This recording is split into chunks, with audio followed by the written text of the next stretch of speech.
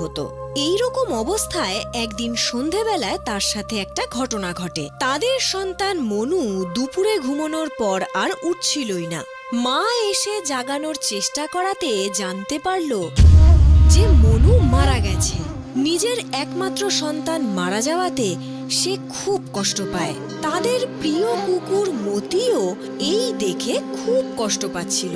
সন্তান মারা যাওয়ার কষ্ট পাওয়ার সাথে সাথে ওই কুমোরের আরো বেশি দুঃখ হচ্ছিল যে নিজের ছেলের শেষকৃত্যের জন্য তার কাছে টাকা নেই। সে তাকে নিয়ে গিয়ে চুপি চুপি সেই মাটিতেই পুঁতে দেয় যেখান থেকে তার মাটির বাসন বানানোর জন্য সে মাটি নিয়ে যেত।